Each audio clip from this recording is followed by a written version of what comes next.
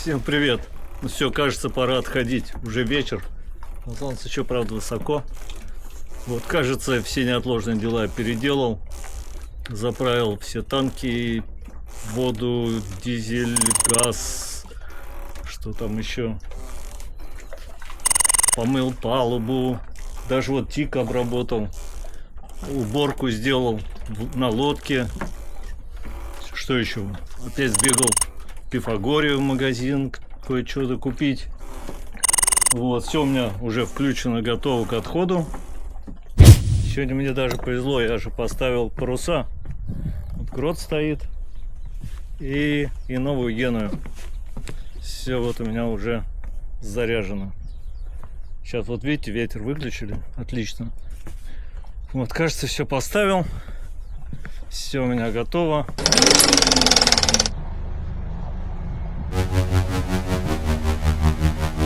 All ships, all ships, all ships.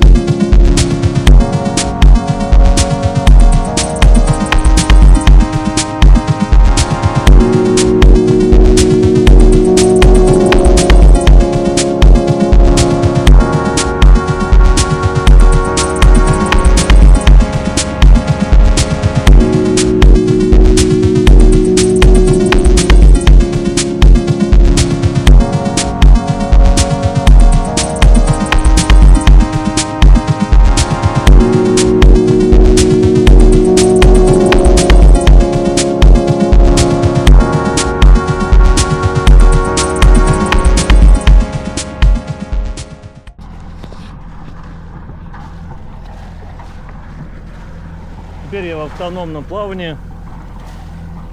У меня полная свобода. И в принципе, куда хочу, туда и кручу штурвал. Да хоть, я не знаю, хоть в Испании, на самом деле. Но просто туда неохота, я буду здесь ходить, по Эгейскому морю. Сейчас я найду якорную стоянку. Здесь, рядом с Пифагорионом. Постою пока здесь.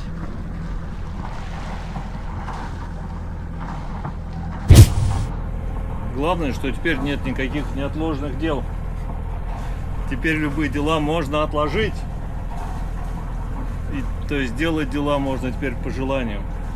А раньше просто нужно было все делать, успеть сделать до выхода из марины. Но все, кажется, на 95%, кажется, я все сделал. Вот прохожу мимо Пифагориона.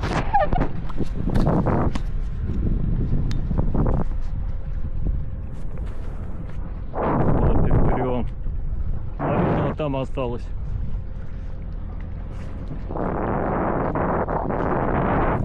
Сейчас где-нибудь здесь якорь брошу.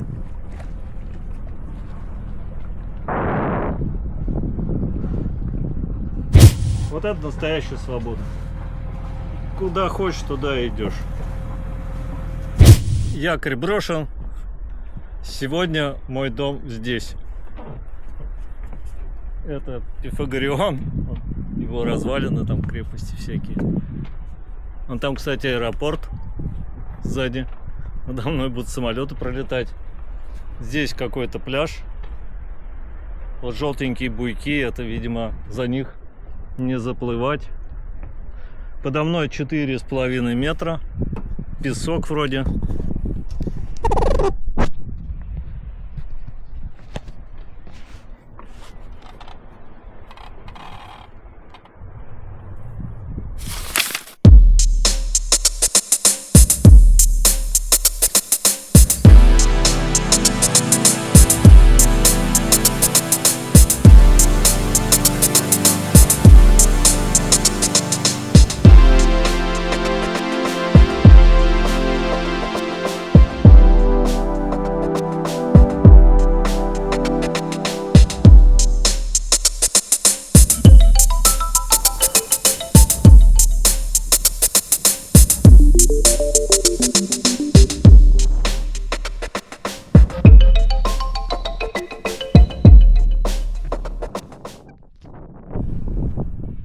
Доброе утро.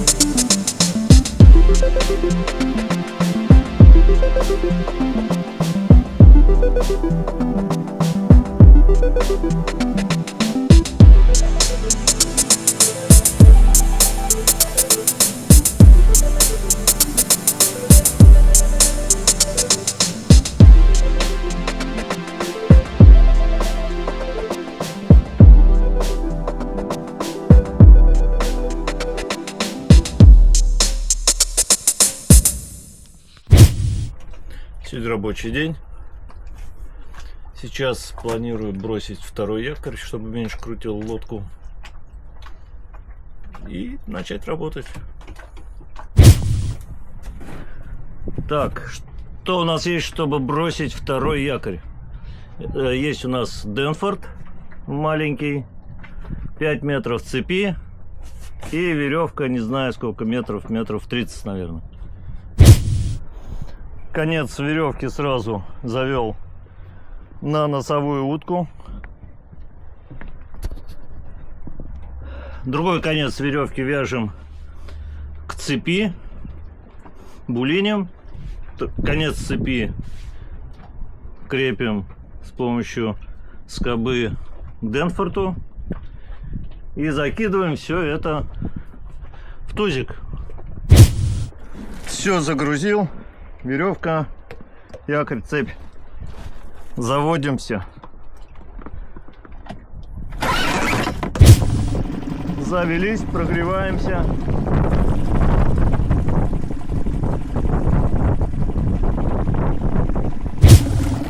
Так, вроде бы прогрелся.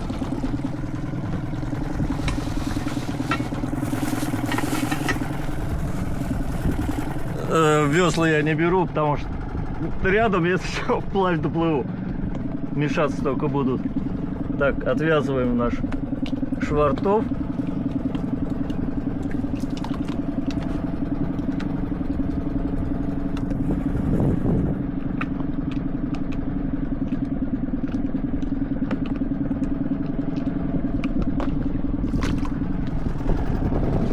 И веревочку не взял.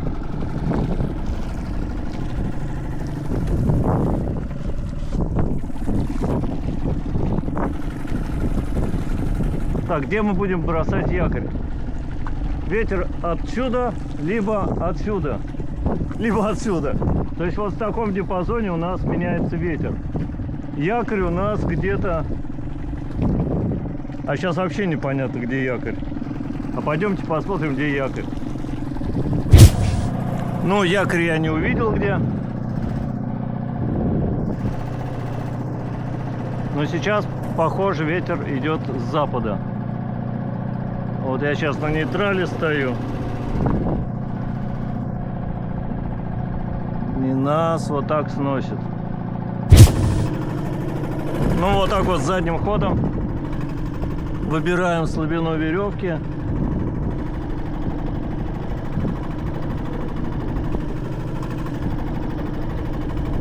Ну, я думаю, бросать надо где-то возле вот того желтого буйка, потому что он все время у меня как раз напротив берега находится.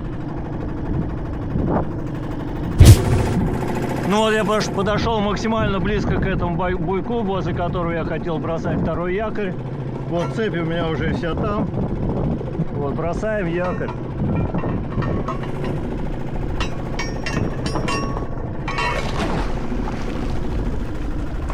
Якорь пошел.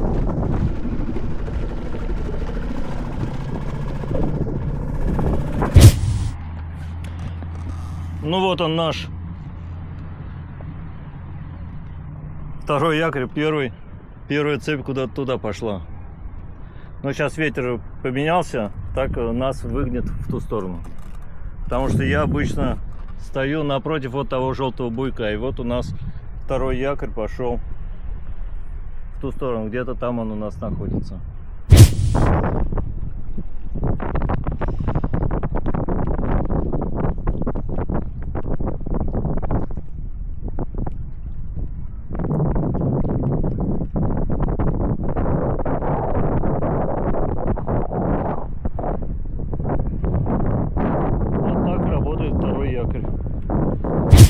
Чтобы было легче представлять дополнительный якорь, у нас есть тонбуй.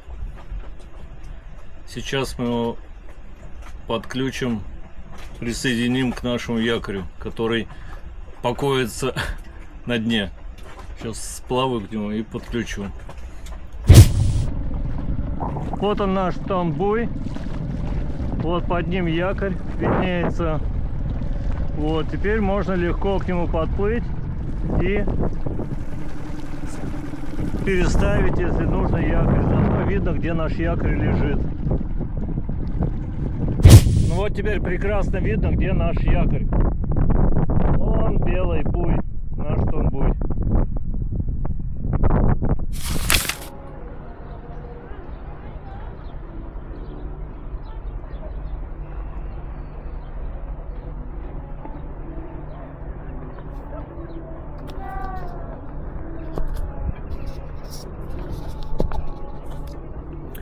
У нас воцарился штиль. До субботы ветра не будет. Жарко, но на лодке и на воде нормально, чуть-чуть есть движение воздуха. Проблем нету. Я отдал виндсерфовый парус вот на станцию на ремонт.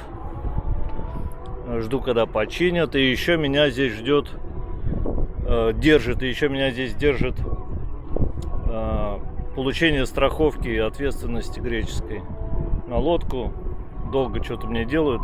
Когда сделают, вам об этом расскажу.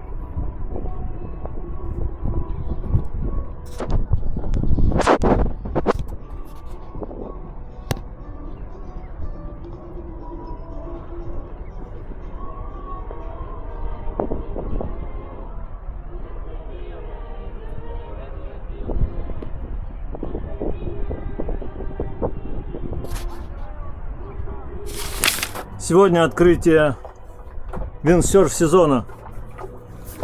Так, вроде я все собрал. Пропустил немножко время, пришлось бегать за болтом. Потому что когда я прикреплял плавник, болтик упал, покатился и в воду. Поэтому основную часть ветра я уже пропустил. Ну ладно, для первого дня можно и light wind устроить. Не обязательно в первый день мощный ветер.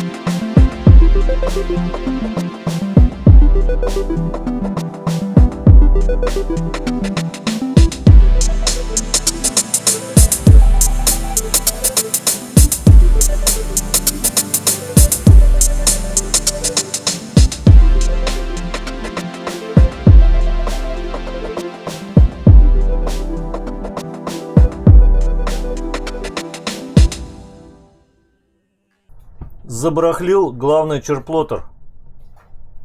Я вот его уже вытащил из его места установки. Снимается он следующим образом. Сначала снимается фальш-панель.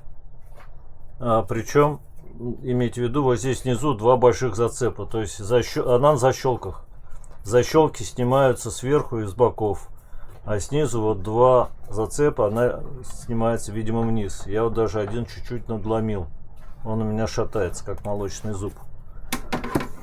Вот такая картина маслом. Будем сейчас разбираться. Так, снял я также панель. Под ней вот такая прокладочка. Ну, все винтики я открутил, которые тут были, снял.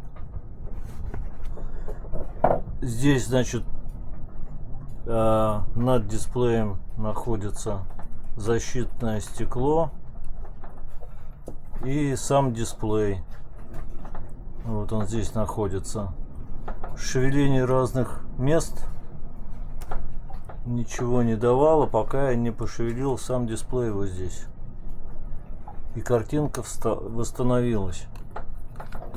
Поэтому пока я оставлю это так, чтобы посмотреть, не собьется ли опять изображение. Готово, починил. В общем, у дисплея вот здесь одна защелочка пластиковая, причем единственная. И отсюда уже не видно. Такая защелочка, и она отогнулась. И дисплей чуть отошел, а разъем, похоже, там такого типа, что он должен прижиматься. И в интернете я смотрел, на YouTube видео, да, такая проблема у них существует. Так, что еще я сделал? Эту зацепину я суперклеем приклеил. И, как всегда, отполировал стекло дисплея. Защитное, оно было тоже поцарапанное. Кто-то любил тряпочкой абразивной протирать окна и дисплеи даже. И отполировал, как всегда, своим любимым способом до идеального состояния. Вот такие дела. Сегодня я планирую идти с острова Самос, поэтому настала пора небольшого отчета по этому виндсерф яхт-споту. Ну, начнем с отличных оценок. Отличная оценка однозначно за дно, за якоринг. То есть дно песчаное, и якорь держит отлично, вопросов нет. На этом отличные оценки заканчиваются. Дальше идут оценки хорошо. Оценка хорошо за то, что здесь, в общем-то, флэт. Потому что направление ветра отжим, офшор. И здесь, в общем-то, флэт. Если только очень сильный, под 30 узлов, то может быть небольшой чоп. В этом преимущество стоянки здесь, что здесь нет волны. Здесь вода, в принципе, ровная. Следующая оценка хорошо. Это за то, что здесь есть рядом Пифагорион, небольшой поселок, где есть магазины, кафешки, можно прогуляться, и даже есть неплохой яхтенный магазин, где можно найти много чего. Следующая оценка хорошо, это за то, что здесь есть виндсерф-станция или Watersport Center, как он тут называется. Находится вот это городской пляж Пифагориона. На нем тут большая стоянка для парковки автомобилей, и рядом с ним вот находится этот Watersport Center. Станция небольшая, порядка 10-15 досок, какое-то количество парусов. Но, в принципе, станция и есть, и владелец станции сам иногда катается, и у него есть небольшой тендер, небольшая лодка с моторчиком для спасения своих клиентов, поэтому он мне сразу сказал, что если я буду кататься, то он будет за мной следить. Следующая оценка уже, наверное, пойдут удовлетворительно. Удовлетворительно это ветер. Ветер порывистый в основном, либо он до 28 узлов идет прямо через горы, и тогда он менее порывистый, но очень сильный и офшорный. Если меньше 20 узлов, то он обходит гору и заходит либо с левой стороны, либо с правой, причем порывами, то есть такими кирпичами. То есть такой ветер from zero to hero. То 0, то приходит кирпич такой 20 узлов. Ну, в принципе, на нем можно разогнаться и неплохо поглиссировать и даже потренировать прыжки. Собственно, на таком ветре я тут и катался. Потому что на 28-30 узлов как-то немножко боязно. Все-таки следующая оценка удовлетворительна за то, что спот немноголюдный. То есть спортсменов здесь нету. Кроме владельца станции никто не катается, никого нет. То есть видел я, как катается пару раз владелец, и все, и катаешься тут один. Это немножко, конечно, скучновато. Поэтому удовлетворительно. Ну и последняя оценка — это неуд. Неуд. Ветер порывистый. Стоишь, даже и сама стоянка якорная, все бы хорошо, но вот эти кирпичные порывы, которые неожиданно приходят то с одной, то с другой стороны, все это немножко нервирует. Вот. И это, конечно, здесь раздражает, это именно порывистость ветра. Ну, осталось только вам показать спот. Еще раз, там будет ветер, поэтому я потом звук подложу. Как и обещал, подкладываю звук. Это станция Ватерспортцентр. Справа городской пляж.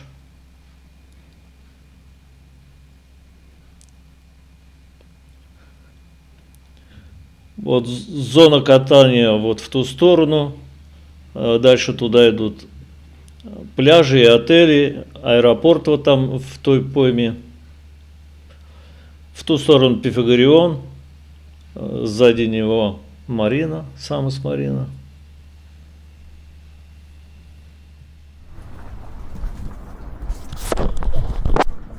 Вот такой небольшой отчет. На этом позвольте завершить первую главу моей видеоповести о жизни на борту яхты Секодор. Смотрите в следующем эпизоде «Приключения на острове Наксос». Вот так, как будто мы прямо стоим, да? Выходим. Опа, а что это горизонт завален? Ну что, комфортный яхтинг закончился. Иду острым курсом к ветру. Вымпельный ветер достигает 30 узлов. Волна. В общем, вся красота яхтинга.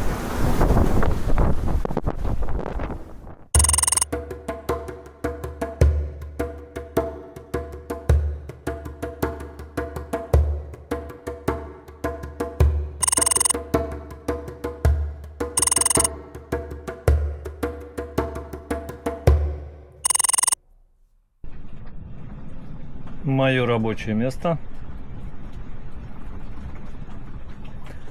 на свежем морском воздухе.